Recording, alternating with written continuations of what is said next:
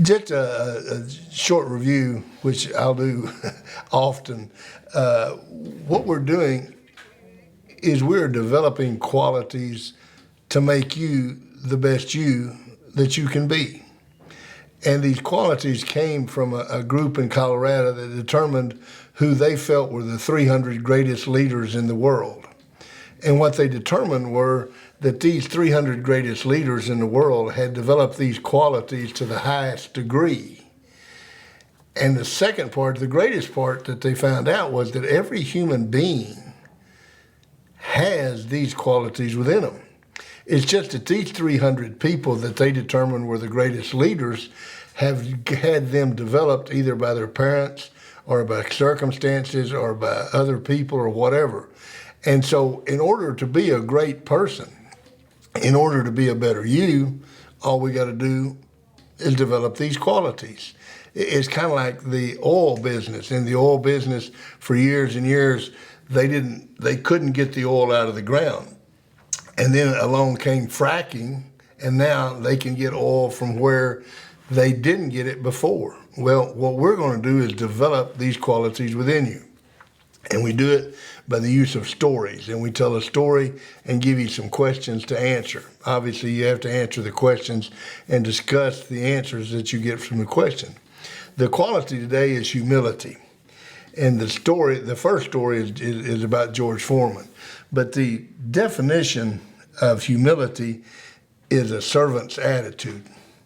It's taking pride in accomplishments, but understanding it's not possible without other people, that it's not all about you. And the quote it comes from the Bible, and it says, "Pride goes before a fall." And this is humility, the quality, and the story is about George Foreman. When I lived in Marshall, Texas, George Foreman was retired, and he had been in the ring and had been the heavyweight champion of the world, and he lived behind me.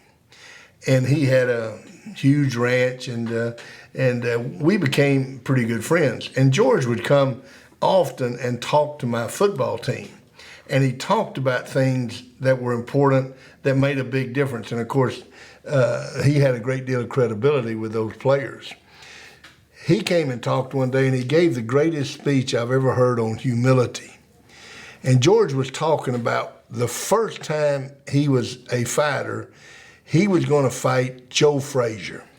And Joe Frazier was the baddest dude there was. I mean, he had not lost a fight, and he was just a great champion. And Foreman was so frightened, and he was so worried that he wasn't going to do well. He trained diligently. I mean, he went to camp, and it was just he and Sugar Ray Robinson, just the two of them that worked out, and he worked out and gave up all the bad things, the cokes and the things like that.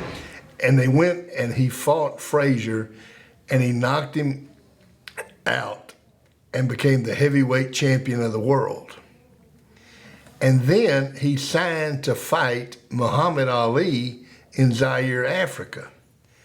And George was telling our players that every time he started to go work out, all of his friends would say, "George, you don't need to work out. You're the greatest. You don't need to work out." And so he wouldn't.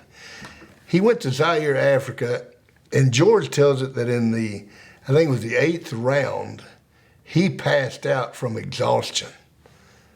Not from any blow from Ali or anything. He hadn't trained. And what happened to him, and what he told our kids was, you can humble yourself or you're going to be humiliated. Those are your two choices. You can be humble and be great, or you can not be humble and be humiliated. And that's essentially, and that's what he was telling our players, where you guys have had some good years here at Marshall, and you've got a good team and all these things like this. And this summer when you go to work out, people are going to say, "You don't need to work out. You're the greatest. You don't need to work out." And if you do that and you don't work out and you don't keep working, you're going to be humiliated.